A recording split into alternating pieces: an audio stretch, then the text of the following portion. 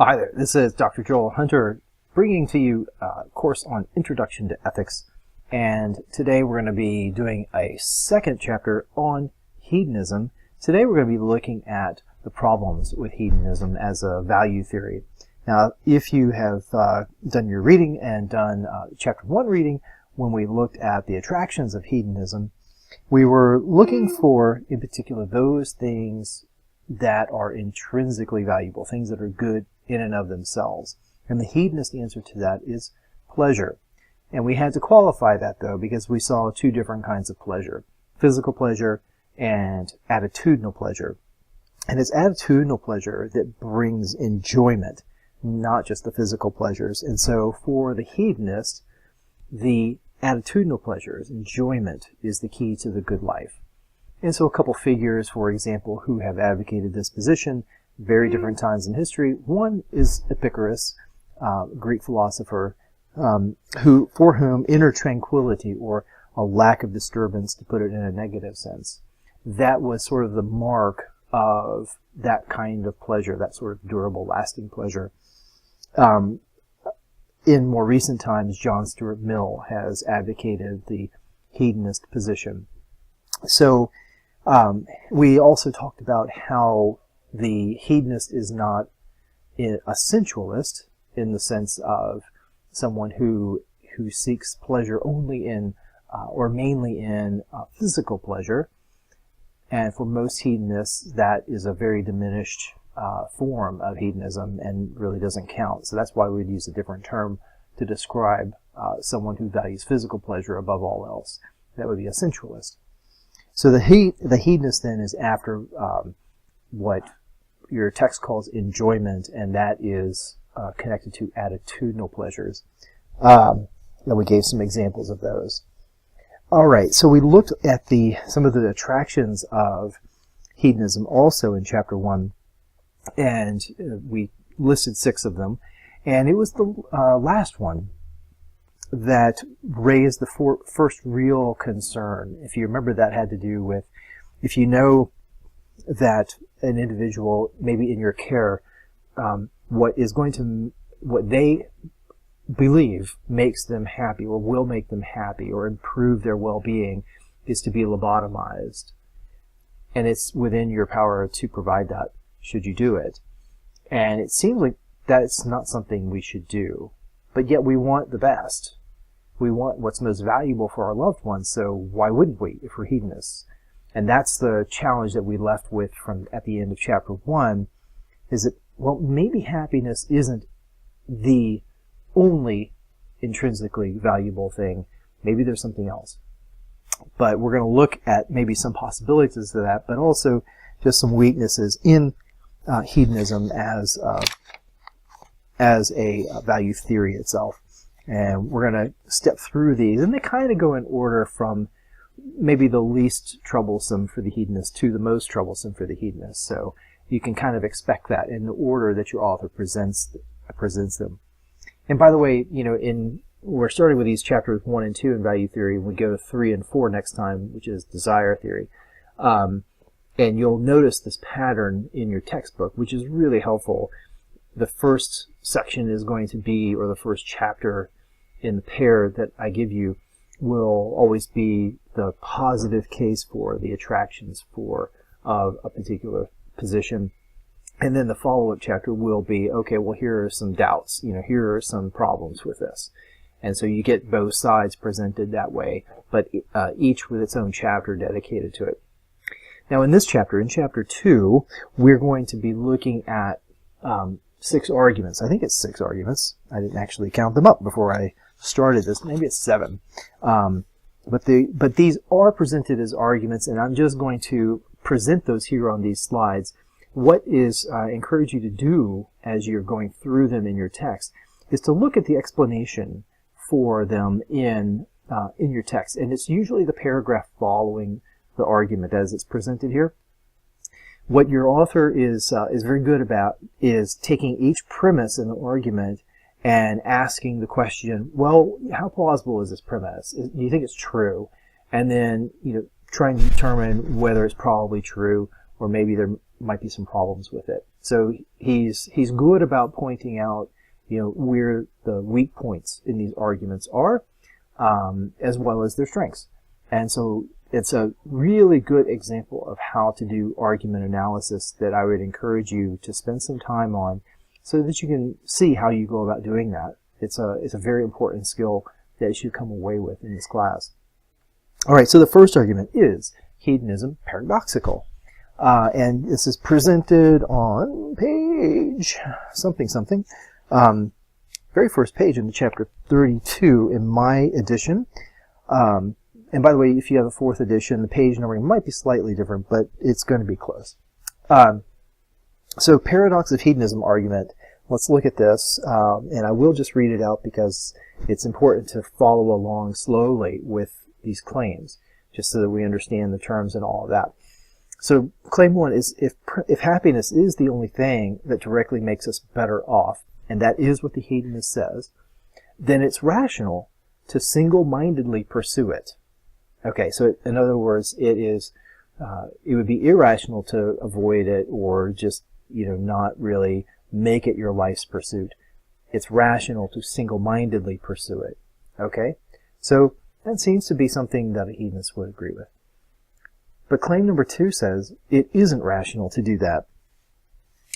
Okay, so there is going to be the claim that the hedonist at least would not agree with.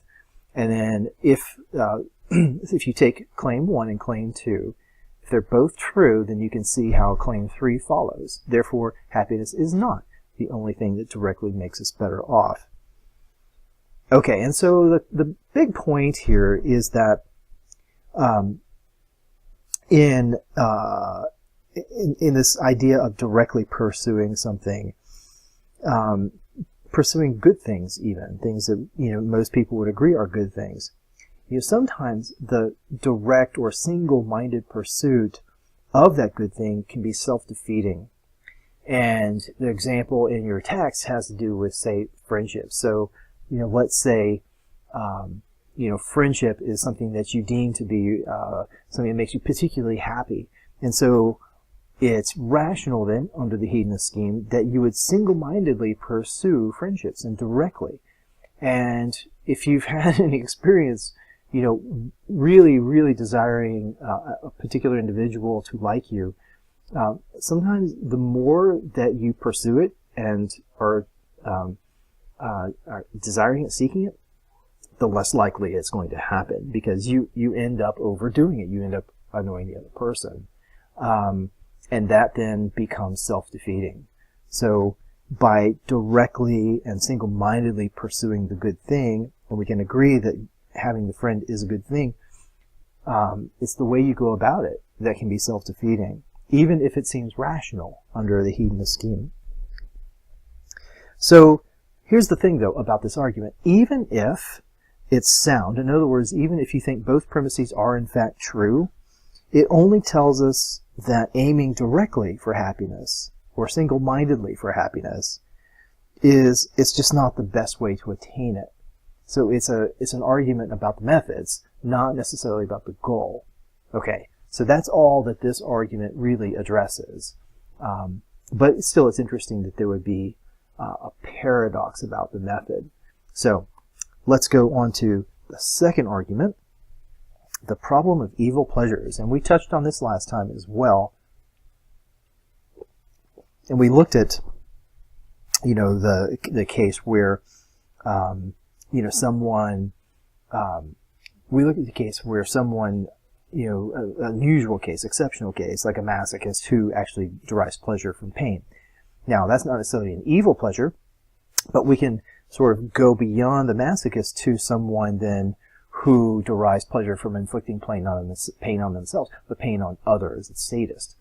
And so this seems to be present a problem, because if you're a hedonist and a sadist, then it seems like you would have a license that there are no grounds to object to your pursuit of inflicting pain on others. Why? Because it makes your life better. It makes you feel better. It increases your happiness. All right, so let's look at the argument. If hedonism is true, then happiness that comes from evil deeds is as good as happiness that comes from kind and decent actions. Now, I mean, you can, if you think, well, maybe the sadism thing, you could, factor in stuff like consent, right? You can have the other individual as a willing participant to that. Okay, but then so we have to get more extreme in our counterexamples then, and let's say gratuitous torture. Gratuitous meaning that there's nothing beyond the immediate satisfaction of torturing that is aimed for. Yeah, I mean, you can't even justify it or rationalize it with, because we're going to, prevent a terrorist attack or something like that. That's not what gratuitous means. Gratuitous means, without cause, without reason. And so you can consider the person who derives happiness from gratuitous torture. You can think of other examples as well. And if their happiness comes from something like that, that does not seem to be morally equivalent to happiness that comes from kind and decent actions. Okay. Second point in the argument is happiness that comes from evil deeds is not as good as happiness that comes from kind and decent actions. That one is something that seems plausible. And so if you put premise 1 and 2, then the third claim is hedonism is false. If 1 and 2 are true, hedonism is false. Again, deductive argument is valid in point of form. And so here's the possible challenge that the hedonist would make to this claim is that, oh, wait a minute, you are using this term good ambiguously. You're using it, or equivocally, you're using it in two different senses here. When we talk about the good of pleasure, we're talking about welfare and well-being. Okay? We're talking about some sort of positive sense of good. When you talk about good as, a comparative thing, like good compared to this or good compared to that, then, well, you're using a relative term. You're not using something in an intrinsic sense. You're using it as a relative term, and so when we say not as good as, then we're talking about a different kind of goodness than the good that comes from that is welfare, that is well-being, and that state. So that is one possible response that the hedonist might make in this against this argument, is that goodness is used equivocally in premises 1 and 2. Well, your author says more about this, so do have a look there about for further analysis of that. And we move to the third. Well, okay, let me come back for a second. I actually don't want to just leave it there, because I did point out what the two possible senses are, but I want to underscore it just so that it is clear. When the phrase "as good as" that appears in both premises 1 and 2, so we need to know, does it mean good in the sense of moral equivalence? That's what it seems to mean. Or does it mean good in the sense of what the hedonist means as good, which means beneficial, welfare, well-being? So is it equally beneficial or just morally equivalent? Okay, and so it's not then, it would not be, the hedonist would say, this argument then is not really challenging the view that they are equally beneficial. The hedonist does not have to be committed to that. They can actually agree that with this argument, insofar as good is used as morally equivalent. The hedonist is not necessarily committed to that. All right, but again, look at your text and look at how your author explains this further. Okay, now we have the two worlds objection. This is a fun one. So we have to imagine now these two worlds. All right, so two worlds, we have identical amounts of happiness, okay, and unhappiness. So if hedonism is true, then any two situations, any two worlds containing identical amounts of happiness and unhappiness are equally good. All right, now we're back to using good in the sense the hedonist means it. All right, you follow that so far. Premise 2. Some situations are not equally good in this sense. In other words, equally beneficial. Some are better than others. Therefore, hedonism is false. Okay, so there, what you have to grant is that we can imagine these two worlds. It doesn't have to be actual, it just has to be possible. There are these two worlds or two situations contain identical amounts of happiness and unhappiness. Okay, and so that would mean that the goodness is equal in both worlds. But it seems like it really depends on the type of happiness or the type of unhappiness that's present, and that's not easily quantified either, but that we do actually rank, or we find degrees of better and worse for happiness and unhappiness. So we would not look at the two worlds as equal in value, as the hedonist seems to say we would have to. Okay, so if this argument holds, then hedonism is false. Hedonism, however, would respond by saying, look, hedonism is not giving you a value theory about how to add up all the happiness in a world. It only has to do with a life. So we're evaluating lives. We're not evaluating worlds, right? So the hedonist would say, well, look, if we live in a world where we're all hedonists and we are finding and pursuing and able to attain the things that bring us lasting happiness, that bring us pleasure and then therefore happiness, well, that is going to create a world where happiness is maximized, if you want to think of it in terms of quantity. So that would be the one possible response from the hedonist. Okay, argument number 4, and this one gets us to our first thought experiment, which is fun.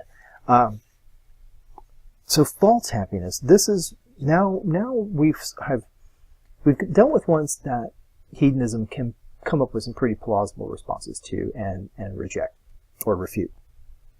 Now we get into the arguments that are, I think, harder for the hedonists to completely refute, although hedonism would offer responses to all of these. All right, so here's the problem with false happiness. If hedonism is true, then our lives go well to the extent that we are happy. Boom, straight out hedonism, that is granting the hedonist value position. So hedonists and anti-hedonists, they would agree with claim 1. So 2, this is where it gets dicey. It's not the case that our lives go well to the extent that we are happy. Those whose happiness is based on false beliefs have worse lives than those whose happiness is based on true beliefs, even if both lives are equally happy. So remember what we said in the two worlds argument, that for the two worlds argument to work, they were making a point about, look, there are some forms of happiness, some kinds of happiness that are better than others. Well, this is sort of playing off that same intuition. And here they name specifically what a better form of happiness is, namely happiness that derives from true beliefs. And happiness that derives from false beliefs is a diminished or a lesser form of happiness and could actually be something that makes our lives worse. Okay, so if claim 1 and claim 2 are true, then hedonism is false. All right, let me see here. We are, in my text at least, on page 36. Okay. So the hedonist is going to have to reject that second premise, because for the hedonist, happiness is happiness. They're not going to be talking about degrees of happiness or better or worse forms of happiness. Happiness is happiness. It is intrinsically good in its own sake and on its own terms. So they will reject the second claim, but now the question becomes, how do they rationally reject the second claim? Okay, so now let's move to the thought experiment by philosopher Robert Nozick. to sort of illustrate the idea here of the false belief. In the Matrix movie, The Matrix, which, gosh, what was that, in the 90s? It's becoming like way too dated, I think, to use in 2018 now. I expect everybody to recognize this movie, but here we are. There's actually a whole book I just saw in a library called Philosophy in the Matrix. So Matrix spawned a lot of interesting scholarship because it raises lots of interesting metaphysical and ethical issues.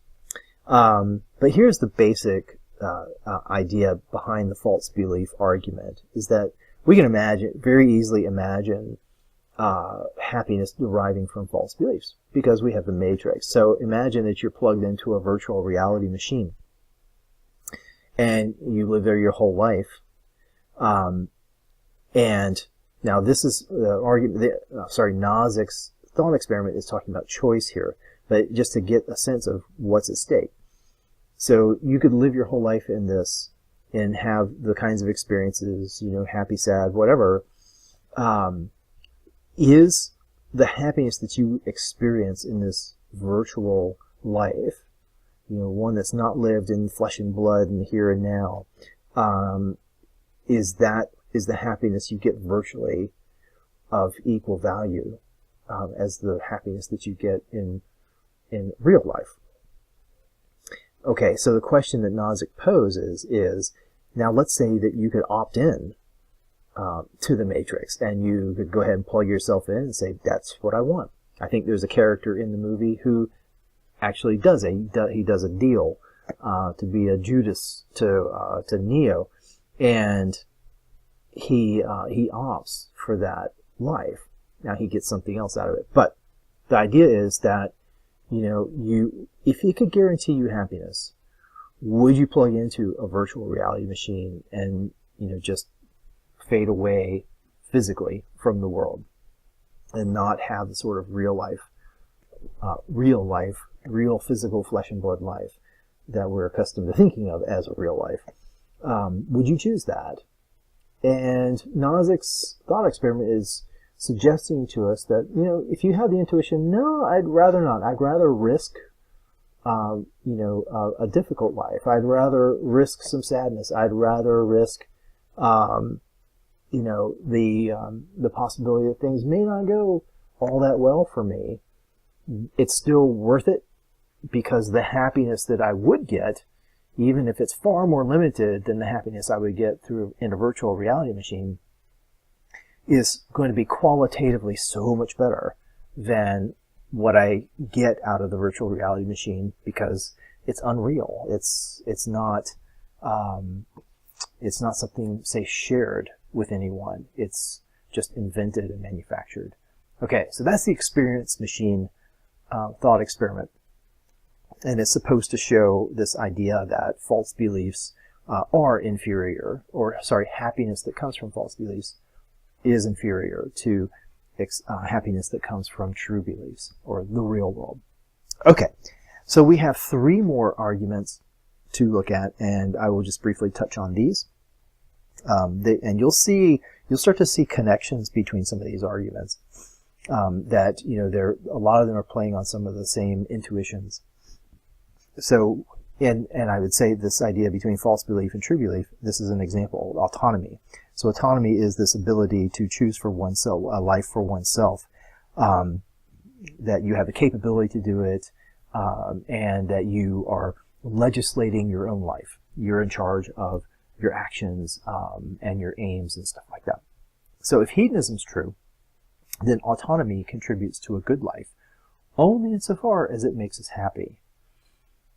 Autonomy, however, according to the second premise, sometimes directly contributes to a good life, even when it fails to make us happy.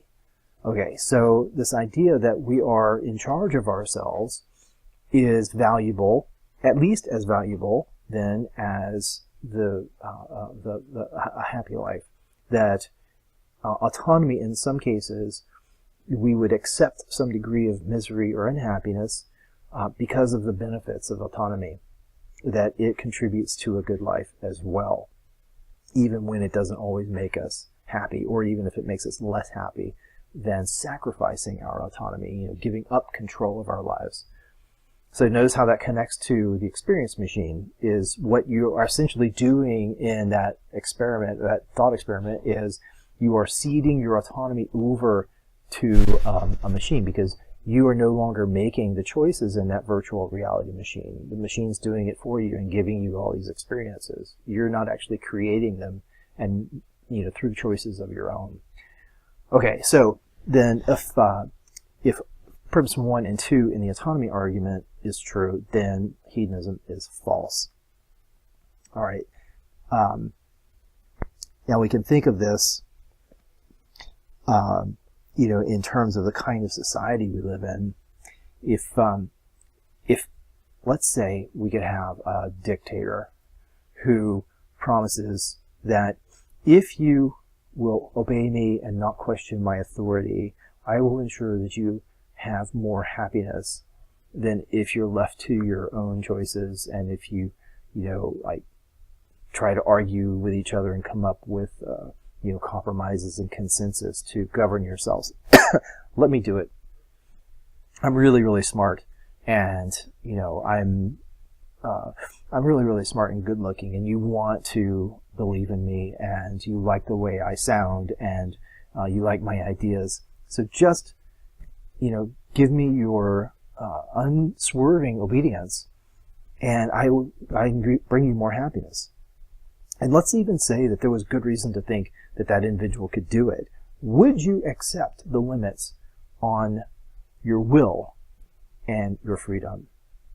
Okay, so behind this argument then is the intuition that you would not accept such limits, and that a paternalistic society is something that, whatever it might promise us in terms of happiness, is not worth the trade-off for what we gain in our autonomy and having freedom. Okay, next argument, life's trajectory. So when we talk about, remember the hedonist could say in response to the two worlds argument that, hey, look, what we're talking about is what is good in a life, not what is good for a world. So the pushback then from the opponents of hedonism can be, okay, well, let's look at that life then. And the problem is, how do you look at a life and determine its happiness, overall happiness? All right, so let's look at this argument. Premise 1: if hedonism is true, then the overall overall quality of life depends entirely on the amount of happiness and unhappiness it contains. No problem. So there is the objector is granting this premise from hedonism. Okay, number 2 though, the overall quality of life depends on at least one other factor: whether one's life reflects an upward or downward trajectory. And I think what your author means there is that the upward trajectory is one where if you think of a funnel, okay, so I guess, I don't know if you can see me down here in the corner, but okay, so I'm going to say this is the beginning of life, okay, and then we're going to go up is getting older. All right, so if the quality of your life does this, in other words, it improves, expands, has this upward trajectory, then great. That sounds like your overall quality of life has improved, and then you can say then that was a good life. Okay? But wait a minute. What if you start off with let's give you even more happiness. Okay, I ended up with this much happiness, but let's start off with this much happiness, but the trajectory of life is this. I'm getting older and older and older, and my happiness or my quality of life is shrinking. It does this. So it seems that the hedonist, it would not matter which trajectory, as long as the overall quality of life was the same. Okay? So this was a shorter life, and it started off really, really, really high quality and got worse and worse really quickly.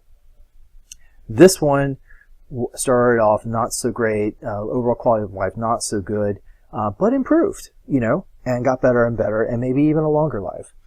Well, as long as the overall quality was the same, and quantity there was the same, the hedonist said, yeah, those equal. And that seems kind of weird. that the timing of when we have happiness or when we experience misery, that seems to matter. All right, and that's what makes that argument stick. Is that the timing?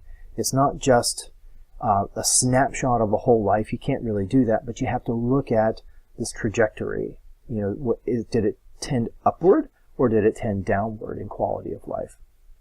Okay. And then the last argument is the argument for multiple harms. So if hedonism is true, then you can be harmed by something only because it saddens you, okay? Or brings you a sense of, instead of well-being, a sense of diminished being, of not well, of unhappiness. I don't know why I'm struggling for a word there. That's not too difficult. Unhappiness, right? Because it saddens you. Okay, number two, the second premise then is that you can be harmed in other ways. So it's not, harm doesn't come, according to this argument, just by what makes you sad, but other things, maybe even things that make you happy, can harm you. But it would be harmed in ways that the hedonist would not realize, or not realize, but not accept. Okay, so if this argument, if those first two premises are true, then hedonism's false. And then the example, there's a couple examples that your author discusses with you. And so you can look at the cause and effect relationship between something like a failure you experienced. Just think back to, something in which you failed. Hopefully not one of my quizzes, but maybe so. And think about the connection between the feelings, the sense of well-being or sense of not well-being as a result of the failure. And think about the cause and effect relationship. All right. And so your author asks, are you sad because failure is bad for you? Or is failure bad for you because it makes you sad? And think about that. So when you fail the quiz, was it that the failure of the quiz was bad for you? And so it was that part of it that made you sad? Or was the failing bad for you? Did that cause that it was, that the badness of failing the quiz is what made you sad? Okay. So, that's why I really mangled that. Let me try this again. Alright, so let's suppose that you're feeling sad, and the question is, what caused that sadness? Or, is sadness the cause of something else? Or is something else the cause of your sadness? And we're talking about failure as that something else. Okay, so are you sad because failure is bad for you? Failing the quiz is bad for you? That seems plausible. Or is failing the quiz bad for you because it makes you sad? In other words, the sadness is the effect. That's what the hedonist would say. That failing a quiz is only bad because it makes you sad. Now, I would propose that it's the former position that most of you would take, that you're sad because failing a quiz is bad for you. Okay. But maybe not. Maybe not. But, instead of that, if that's not a good example for you, think of something where that intensity of sadness, as a result of a failure, that you felt it really, really strongly, maybe in letting someone down or something like that. And think then about that relationship, the cause and effect relationship between sadness and then letting someone down. So let's substitute that, just see what happens. So are you sad because letting someone down is bad for you? Or is letting someone down bad for you? Is letting someone down bad for you because it makes you sad? All right, you have to be really, really selfish, I think, to answer the second one. But what's more plausible is the first one. So that's the intuition, at least, that there are lots and lots of things that can bring us harm besides sadness. Now, sadness can be one of those things, obviously, but it could be other kinds of things, like our own moral failures or our own not living up to our potential and things like that. Okay, so you can come up with that list. But that's the idea. of the argument from multiple harms. Okay, so then let's wrap this up, and we're done with hedonism, chapter 2. Is happiness alone the key to our well-being? That is really what this comes down to. And so we've seen some of these arguments, and the arguments have different ways of saying no. So one response is that, oh, look, there are other intrinsic goods like happiness. I'm sorry, not like happiness. In addition to happiness, there are other intrinsic goods like autonomy. And notice it doesn't have to be an either or. It could be in addition to. It might be multiple intrinsic goods. So it doesn't have to be like, well, if it's not happiness, then, you know, the only other thing it could be is this other thing, autonomy. No, it's not saying that. It's saying that happiness is not the exclusive intrinsic good, that there are other ones.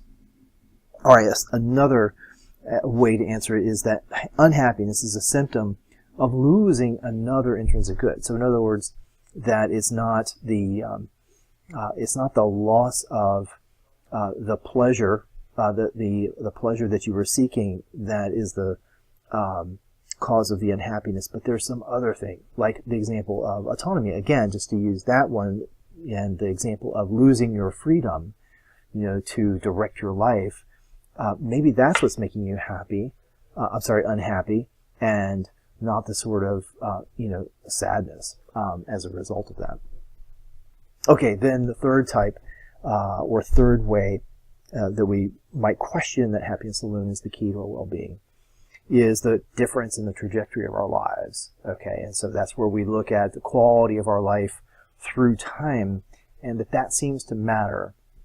And so if that matters, then it wouldn't just be happiness alone. There would be other factors as well. And then the last point here is happiness desirable if it's based on false beliefs? And so there we looked at the experience machine, and that it seems unlikely that a virtual kind of happiness, or a manufactured happiness that I did not actually achieve for myself, that I didn't actually do, or that is based on things that are just simply untrue about myself or the world, that if I get happiness from those things, that seems to be a far inferior form of happiness than that which is based on true beliefs and real experiences. Okay, so that is our chapter 2. We looked at the attractions of hedonism in chapter 1. Now we looked at some of the objections to hedonism in chapter 2. All right, well, good luck on your quiz, and I will see you next time for our next readings, which will probably be, for most of you, the readings on desire theory, or desire satisfaction theory. So until then, again, Dr. Joel Hunter, thanks for tuning in, and we'll see you soon.